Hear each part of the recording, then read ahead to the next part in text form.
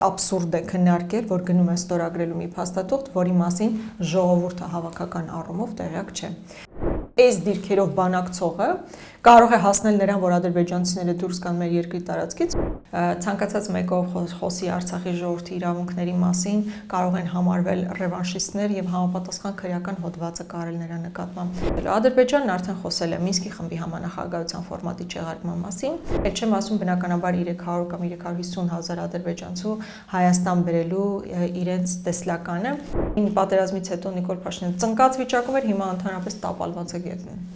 Ողջույն Արմնուրի հարգելի հետևորդներ, այսօր տաղավարում հյուրընկալել ենք Ազգային ժողովի Հայաստան խմբակցության падգամավոր Աննա Գրիգորյանին։ Տիկին Գրիգորյան, ողջունում ենք ձեզ մեր տաղավարում։ Տիկին Գրիգորյան, քանի որ դուք եզակի մարդկանցից եք, ովքեր ծանոթացել են խաղաղության պայմանագրի բովանդակությանը, այսօր միասին քննարկենք ինչ է խաղաղության պայմանագիրը իրենից ենթադրում։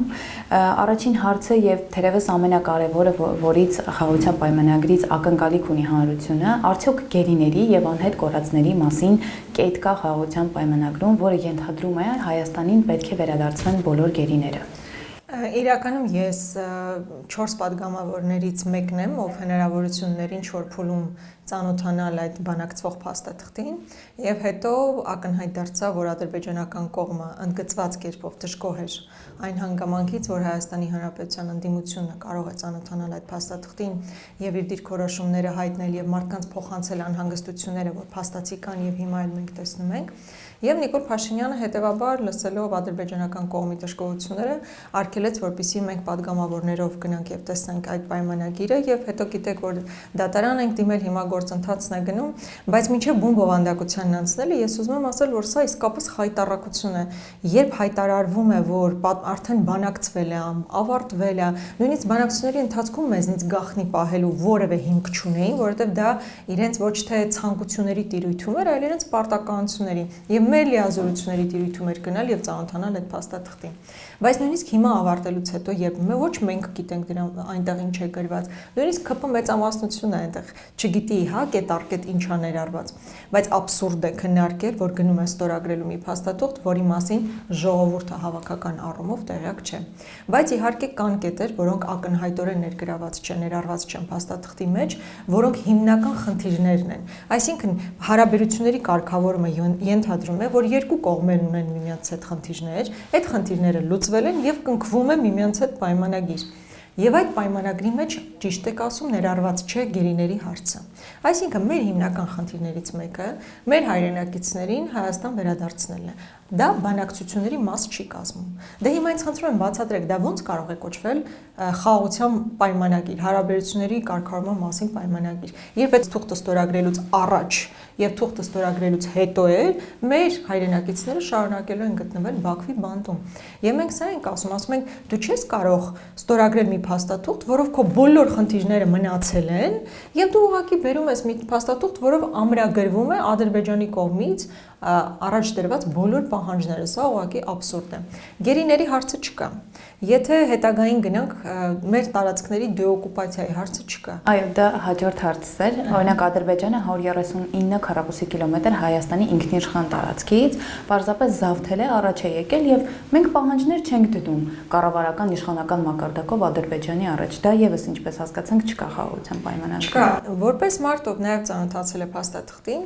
ես գիտեմ, որ ինչ որ փուլում այս իշխանությունը առաջարկում էր, որպեսզի փաստաթղթում ամրագրվի որևէ թվականի քարտեզ եւ այն տրամաբանությունը, համաձայն որի պետք է դուրս գան ադրբեջանական զորքերը մեր երկրի տարածքից։ Բայց ակնհայտ է, որ Ադրբեջանը չի համաձայնել դրան եւ ընդհանրապես տարածքների դեօկուպացիայի հարցը դուրս է մղվել բանակցային գործընթացից եւ առանձին հիմա ասում են, որ դելիմիտացիա եւ դեմարկացիայի process-ով պետք է տեղ ունենա։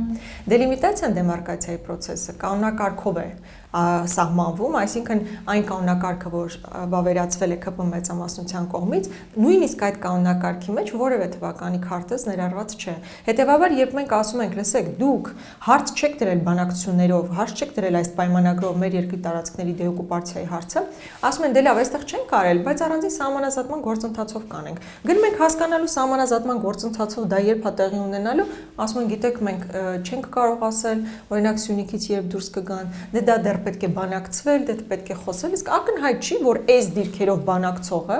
կարող է հասնել նրան, որ ադրբեջանցիները դուրս գան մեր երկրի տարածքից, Ջերմուկից կարող է դուրս գան, Վարդենիսից կամ Սյունիքից կարող է դուրս գան։ Իհարկե չի, այսինքն եթե երկրորդ կետը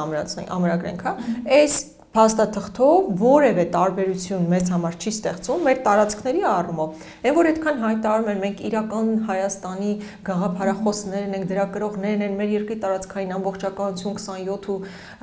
29 ու 743 եւ այլն, 29 ու 743-ը չկա։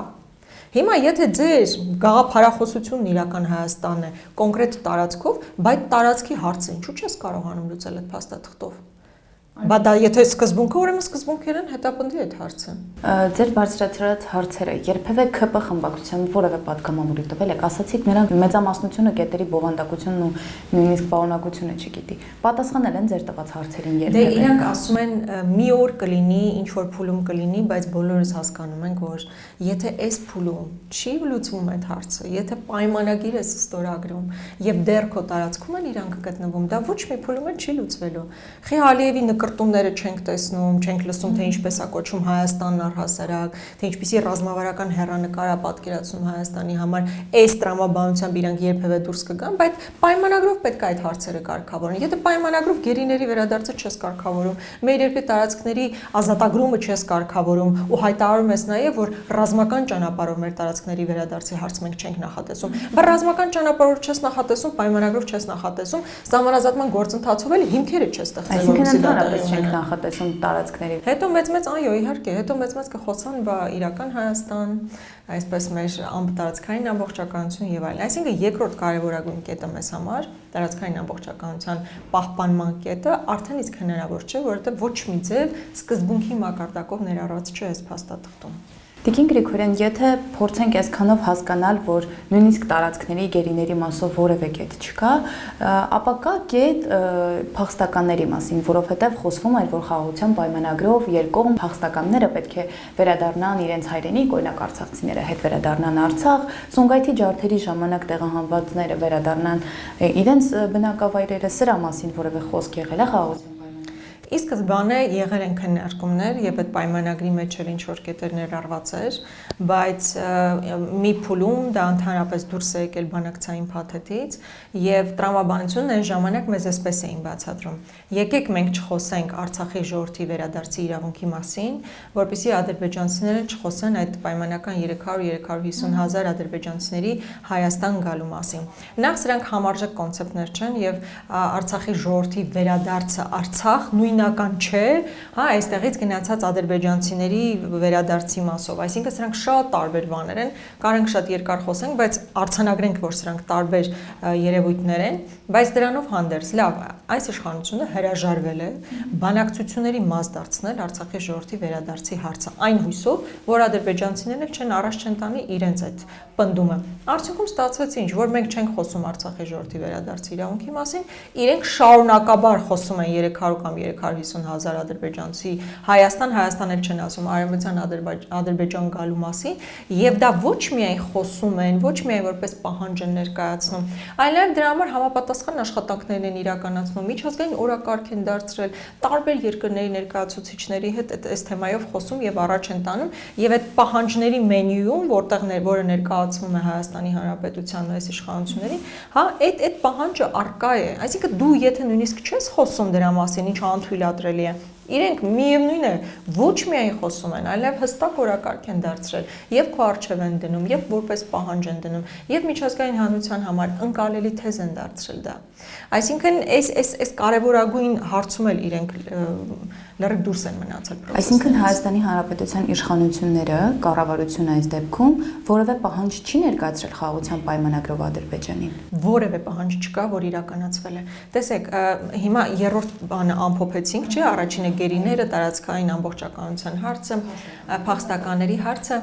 հաջորդ կարևոր խումբը քննարկման առարկան ապաշրջափակման հարցն է։ Դուք գիտեք, ես երկար չգամ պատմությունը նոյեմբերի 9-ով ինչ էր նախատեսված, հետո Պրահայով ինչ եղավ եւ այլն եւ այլն։ Հիմա այս պայմանագրով ի սկզբանե իշխանությունները մտածում էին, որ կարելի է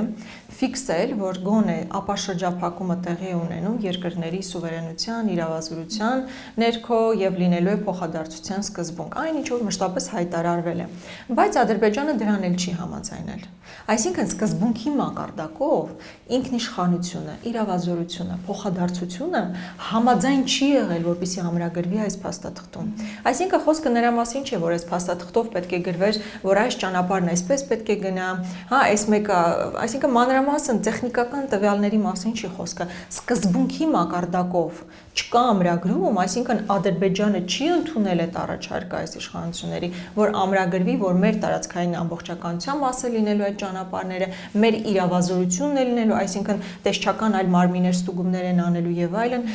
եւ համաչափության խնդիրն է լինելու։ Այսինքն սրանով եւս ապացուցվում է, երբ որ Ադրբեջանը դա չի ընդունում, ինչ է ստացվում արդյունքում, հանում են ուղղակի, հանում են պայմանագրից։ Բանակցություն չկա, էլի, եթե Ադրբեջանը չի ուզում, հանում ենք, եթե ուզում է, թողնում ենք։ Բնականաբար, հիմա դա դուրս է եկել, սա ինքնին առանձին կոնֆլիկտոգեն հարց է, որովհետև պարզ է, չէ, որ Ադրբեջանի համար սկզբունքային նշանակություն ունի, հատկապես մեղրիով այդ ճանապարհը։ Հիմա եթե դու այդ ճանապարհի հարցը չես լուծել, նույնիսկ սկզբունքի մակարդակով համաձայնություն չես կարողացել ձեռք բերել Ադրբեջանի հետ, որ դա քո տարածքով է լինելու եւ այլն, նշանակում է դա ինքը վաղ թե ուշ կարող է բերի կոնֆլիկտի։ Իսկ Ադրբեջանը չի հրաժարվել իր նկարտումներից։ Այսինքն այս ամբողջ բանակցային process-ը նրա մասին էր, որ Ադրբեջանը մի բան պահանջում է, դա ինչ որ փուլում կարող է փոքր հակազդեցություն ունենալ, բայց ի վերջո ընդունվել է այս իշխանությունների կողմից։ Եվ վերջին երկուսը, որն արդեն վերջին օրերին հրապարակվեց, որ ընդունվել է որպես պահանջ, դա չեն ասում է, որ ընդունել ենք որպես պահանջ, ասում են համաձայնեցրել եք։ Ի՞նչն եք համաձայնեցրել։ Ադրբեջանն ասել է, որ երրորդ ուժի ներկայացուցիչներ, երրորդ երկրի ներկայացուցիչներ չպետք է լինեն մեր սահմանից, դուք ինչ որ այլ առաջարկ եք անում, որ սահմանազատված հատվածից պետք է միայն այդ դեպքում պետք է դուրս գա, բայց Ադրբեջանն ասել է ինչի մասին է խոսքը։ Ասում ենք չպիտի լինի, ուրեմն չպիտի լինի։ Ու դա այդպես էլ տեղի է ունեցել, արդյունքում ընդունել են, համաձայնեցրել են, հասկանում եք։ Ադրբեջանն ասել է, իրանք ընդունել են, արդյունքում համաձայնեցրել են։ Նույնը տեղի է ունեցել միջազգային նացիաներից դատական հայցերի հետ քաշման մասով։ Ես այս վերջի երկուսի մասին մի փոքր ավելի խոսեմ, որովհետև տեսեք ինչն է հարցը։ Եվ երրորդ ուժերի ներկայացուցիչների մասով եւ միջազգային նացիաների դիմելու հարցով սրանք մեր գործիքներն էին, մեր զենքերն էին։ Փաստացի մենք զենքերը վայր ենք դնում։ Մեզ լրիվ այո, այսպես զինաթափել են նաև դիվանագիտական դաշտում, հասկանում եք, որովհետև Ադրբեջանը եթե որևէ հարց ուզենա լուծի, ինքը ուժի դիրքերից է լուծում, հիմա տեսնում ենք ինչպես է տեղ ունենում։ Եվ աշխարհակարգն էլ այնպեսին է, որ այո, ուժի դիրքերից հանդես գալով Ադրբեջանն իր հարցերը լուծում է։ Այսինքն ինքը այնքան էլ խնդիր չունի միջազգային նացիաներ դիմելու, որպեսզի իր հարցերը լուծեն։ Մենք ունենք կարիքը այդ զենքի։ Դա մեր գործիքակազմն էր։ Ինչպես օրինակ ժամանակին Հռոմի ստատուտ ընդունելուց հիշում եք ինչպիսի հայտարարություններ էին, որ սա մեր զինանոցում կարևոր զենք է ընդդեմ Ադրբեջանի, մի հատ չկրակեցին այդ զենքով։ Մի հատիկ հայց մինչև այսօր գոնե մեկը չեն բան արել, հա, միջազգային ատյաններ չեն ներկայացրել։ Այսինքն այս զենքը մեզ համար էր կարևոր։ Եվ դա նորից հանձնվեց, այսպես տրվեց։ Երկրորդ հարցը այդ երրորդ ուժի ներկայացուցիչների մասով։ Դու գիտեք, որ պատերազմից հետո այս իշխանությունները դիմել են Ռուսաստանին, որպեսզի ռուսական զորք տեղակայվի հայ-ադրբեջանական սահմանին եւ ներքին հանդից մինչեւ Ոսկեբար այնտեղ ռուսական ներկայացում կար որոշակի բազաների կամ հենակետերի տեսքով։ Քանի որ բանակցվում էր այդ կետը եւ մեծ հաշվով այս իշխանությունը ընդունել էր այդ կետը, ինչ որ փուլում հանեցին ռուսներին այնտեղից, բայց բնականաբար չասեցին, որ դա Ադրբեջանի պահանջով է արվում, ասեցին, բա մենք այնքան սուվերեն ենք, բա մենք այնքան ինքնիշխան ենք, բա մենք մեր սահմանը չպահենք ռուսնա։ Չէ, ռուսներին հանեցին ադրբեջանական բառացի պահանջը, ուրիշ ոչ մի բան չկա։ Ադրբեջանը հետո դա հայտարարեց, որ մեր պահանջը։ Բնականաբար, ասում է, որ մենք դիալոգով չենք էլի առաջնորդվում, մերը մոնոլոգ է, եւ բայց դա դրանով էլ չբավարարվեց։ Ադրբեջանն ասում է նույնիսկ եվրոդիտորդներ այնտեղ չպետք է լինեն։ Ես ուզում եմ մեզ լսող մարդիկ հասկանան, որ եվրոդիտորդները ի տարբերություն ռուսներին, ովքեր հենց սահմանին էին տեղակայված, Եվրոդիտորդները սահմանին չեն տեղակայվում։ Իրանք ինչ որ առանձին հատվածում կանգնում են, ժամանակ առ ժամանակ գնում են առաջնագից ինչ որ դիտարկումներ հեռադիտակով։ Իրենք ուրիշ ոչ մի զենք չունեն։ Այսինքն նույնիսկ դիտորդական առաքելություն Հայաստանում լինել չլինելու հարցը Ադրբեջանն է այսօր որոշում։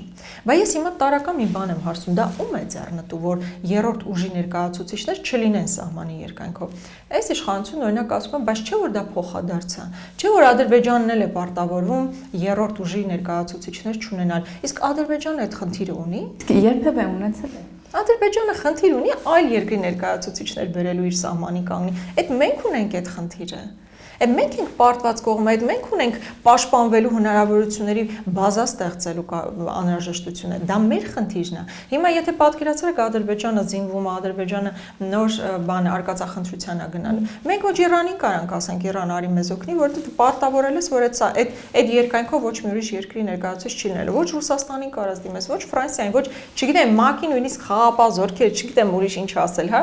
Այն հարաբերություն չի մնացել, որին կարողանանք դիմել, էլի փաստացի։ Բայց այս կետի բերումով, նախ եւ առաջ այս կետի բերումով, որով դու պարտավորվում ես, որ քեզանից բացի ուրիշ ոչ մեկ այդ սահմանին կանգնած չի լինելու։ Փաստացի մենք անզոր ենք նման։ Բայց փաստացի այսօր որ մեր բանակը ցավոք սրտի այս իշխանությունների կառավարման օրոք արդեն 5 տարի անցել պատերազմից։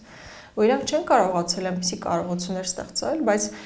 նույնիսկ կարողությունները մեր միայն ազգային կարողությունների վրա հիմնված չեն կարող լինել, հատկապես պատերազմից հետո։ Մեզ նաև միջազգային մեր գործընկերների ներգրավվածությունն է պետք, բայց այս երրորդ ուժի բերումով մեզ ուղղակի ասում են, որ այդտեղ ոչ մի ներկայություն չպետք է լինի, այսինքն եթե Աստված մի արած թե դրա անհրաժեշտությունը լինի, Հայաստանն արդեն պարտավորվել է Ադրբեջանի առջև եւ նաև միջազգային հանրության առջև, որ ինքը հրաժարվելու է երրորդ ներկայացուցիչների աջակցությունից։ Սա ուղղակի խայտարակություն է ոչ միայն այսօրվա համար, այլ նաև հետագայի համար։ Տիկին Գրիգորյան, եթե փորձենք այսպես կարճ ամփոփումներով գնալ, հաջորդ հարցի դեպքում, արդյոք սահմանադրության հռչակագրին հղում անելու կետերի վերաբերյալ որևէ անդրադարձ եղել է խաղաղության պայմանագրում այն տիպին, որին դուք եք ծանոթացել։ Այո, այնտեղ կային ձևակերպումներ, որոնք ոչ թե ուղիղ էր գրված, որ սահմանադրություն պետք է փոխի, բայց ձևակերպումն այնպիսին էր, որ հասկանալի էր, որ սա տանելու է նաև սահմանադրության փոփոխությանը, առհասարակ այնպիսի ձևակերպումներ կային, որոնք մեզ թույլ են տալիս ենթադրել, որ այսպես կոչված ռևանշիզմի բացառման մասին դրույթներ, իսկ ռևանշիզմը Ադրբեջանի ընկալումները շատ սուբյեկտիվ են, իրենք նույնիսկ այս իշխանություններին կարան ռևանշիստ կամ ֆաշիստ անվանել, որ ամեն ինչ զիջում են, բայց իրենք նույնիսկ կարող են կոչվել։ Եթե տրամաբանություն գնա բոլոր վաղ ազգային ուժերին կարող են ուղղակի փակել, ցանկացած մեկով խոսի Արցախի ժողովրդի իրավունքների մասին, կարող են համարվել ռևանշիստներ եւ համապատասխան քրեական հոդվածը կարել նրա նկատմամբ։ Այսինքն այս բոլոր դրույթները ակնհայտ էր, որ նաեւ ի սկզբանե բանակցվել է եւ եղել է Ադրբեջանի պահանջը։ Սահմանադրությունը էական պահանջ է եւ ինչպես տեսնում ենք, սա ուղղակի զուգորդվում է Ադրբեջանի պահանջների հետ, այսինքն ասում են այս թուղթը այդքան որ խնդրել աղաչել եք, այս թուղթը լավ կտանք, բայց դրանից առաջ դու պետքա փոխես սահմանադրությունը կամ պետքա հանձնառություն քեզ վրա վերցնես, որ փաստաթուղթը ստորագրելուց առաջ կամ անմիջապես հետո կամ զուգահեռ պետքա տեղի ունենա սահմանադրության փոփոխություն, նոր սահմանադրության ընդունում։ Բայց ես ուզում եմ մեզ լսողներն էլ իմանան, որ այս սահմանադրության պահանջը վերջին պահանջը չէ։ Այսինքն այս բոլոր հիմա որ թվարկեցինք, այս բոլոր պահանջները 5 տարի բանակցել են ու բավարարել են միայն Ադրբեջանի պահանջները։ Այսինքն մեր երկրից նույնիսկ եթե մարդ չլիներ բանակցությունների սեղանի, արդյունքը այս փաստաթուղթն էր լինելու։ Այսինքն ոչ մի բան չեն արել, վերել են ասում են սա խաղաղության պայմանագիր է։ Բա դու սեղանի շուրջ նստած մի կետ գոնե մեզ համար ձեռնտու մի կետ չկարողանաս ստանալ, չկարողանաս ձեռք բերել։ Բայց այս պահանջը վերջինը չի լինելու այդ սահմանադրության, նոր սահմանադրության պահանջը, իսկ նոր սահմանադրությունն էլ ինչի համար է, որպեսզի անկախության հռչակագրի հղումը, ինչպես դուք ճշմարտացիորեն նշեցիք, հանեն նախաբանից։ Եվ այն արդեն դրանից բխող այդ նախաքարոզչական այդ տերմինոլոգիան իրական Հայաստանի եւ այդ ինչ որ բանա սյուռա իհարկե դա գաղափարախոսություն ներկայացնել է, բայց այնտեղ ինչ որ կետեր կան դրա մասին։ Այսինքն ինքը փորձելու է սահմանադրությունը, որը ֆունդամենտալ փաստաթուղթ է, դա փորձելու է այնքան անլրջացնի, որ իր այդ գաղափարախոսություն կոչվածով համադրի։ Բայց այդ պահանջները չեն ավարտելու։ Ադրբեջանն արդեն խոսել է Մինսկի խմբի համանախագահության ֆորմատի չեղարկման մասին, այս իշխանությունները դա ընդունել են, մեծ հաշվով ասում են խնդիր չենք տեսնում։ Ավելի Նիկոլ Փաշինյանը որպես առաջարկ էր դա ուղարկել։ Ադրբեջանի ներկայացած պահանջը ինքը որպես առաջարկ ներկայացրել էր Ադրբեջանին, որ եկեք չեղարկենք Մինսկի խմբի համանախագահությունը։ Դրանից բացի Ադրբեջանը ներկայացնելու է, արդեն դրա մասին հայտարարել է, բանակի հետ կապված որոշակի պահանջներ սահմանափակման մասով, ռազմականացման process կարող է տանել կամ ռազմական մթերքի ձեռքբերման որոշակի սահմանափակումներ կարող են դնել, էլ չեմ ասում բնականաբար 300 կամ 350 հազար ադրբեջանցու Հայաստան բերելու իրենց տեսլականը, դե միջանցքի հարցն էլ կա ու կա, այսինքն չկա մի կետ, որտեղ Ադրբեջանը կանգ կառնի։ Օրինակ մեզանից շատերը, ես չեմ, բայց ընդհանրապես ԿՊ խմբակցությունը եւ մեր ժողովրդի մի մասը կարծում էր, որ հատկապես պատերազմից հետո, հատկապես Հայաստանի վրա 22 թվականի հարձակումից հետո, եթե Արցախը ճանաչվի Ադրբեջանի կազմում, այսինքն եթե Արցախի հարցը փակենք, ապա Հայաստանի համար ոչ մի խնդիր չենք ունենա, Հայաստանի տարածքային ամբողջականությունը կկարգավորվի, ճանապարհները կբացվեն, տնտեսությունը կզարգանա, խաղաղություն, բարեկեցություն եւ այլն։ Տեսանք, չէ, որ այդպես չի։ Ամենամեծ, ամենաանհավանական, ամենահակապետական զիջումը Արցախ-Ադրբեջանի կազմում ճանաչելը արվեց, բայց դա նույնիսկ չփրկեց։ Ավելի խրվեցինք։ Ավելի խրվեցինք, ու այդ պահանջներն ավելի գնալով շատանալու, ու սա նորմալ դինամիկա է, երբ որ այնտեղ Ադրբեջանը տեսնում է, որ դու ցանկացած պահանջի համաձայնում ես, բնականաբար պետք է ավելի պնդի։ Ու երբ որ տեսնում ես դու որպես պետություն դաշնակիցներիդ հետ նորմալ հարաբերություններ չունես, այսինքն Ռուսաստանի հետ վատ հարաբերություններ ունես դեպի արևմուտք փորձում ես գնալ, բայց այնտեղ էլ տեղ չես հասնում, չկա այնպիսի աջակցություն, որը կարող է հակակշռել։ Այո, բնականաբար փորձել են մաքսիմալ այսպես սխմել, եթե ժամանակին պատերազմից հետո Նիկոլ Փաշինյանը ծնկած վիճակում էր, հիմա ընդհանրապես տապալված է գետնին։ Տիկին Գրիգորյան, կարող ենք արձանագրել, որ խաղաղության պայմանագիր այդ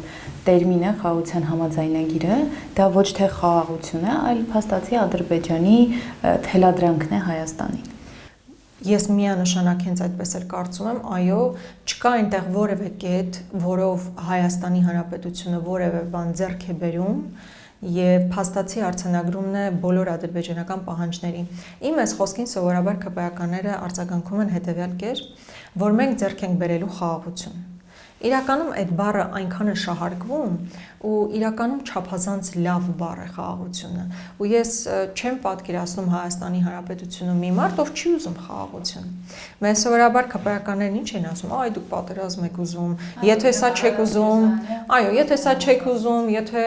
այս թղթին համաձայն չեք, խաղաղությանը համաձայն չենք, ով է ասում, որ մենք խաղաղությանը համաձայն չենք։ Այս երկրում մարդ կա կամ քաղաքական որևէ ուժ կա, որ չի ուզում խաղաղություն, ուզում է պատերազմ, սա նոնսենս է։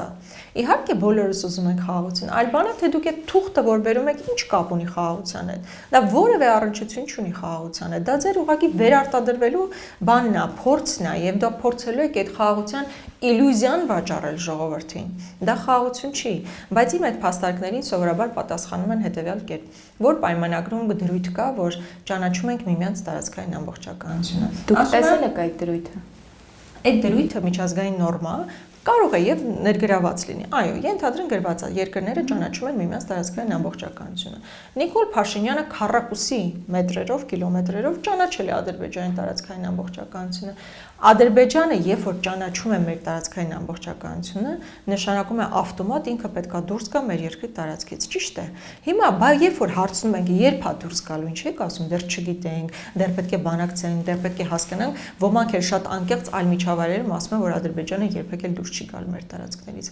Բայց եթե դա որպես հաղթաթուղթ եք ներկայացնում, որ Ադրբեջանը մեր երկրի տարածքային ամբողջականությունը ճանաչելու է, բայց չեք ասում, թե երբ են դուրս գալու մեր երկրի տարածքից, նշանակում է դուք ուղղակի ստում եք, որ դա մեր հերթական հաջողությունն է։ Եվ երկրորդ բանը, որ իրենք սովորաբար հակադարձում են, ասում են, այնտեղ գրված է, որ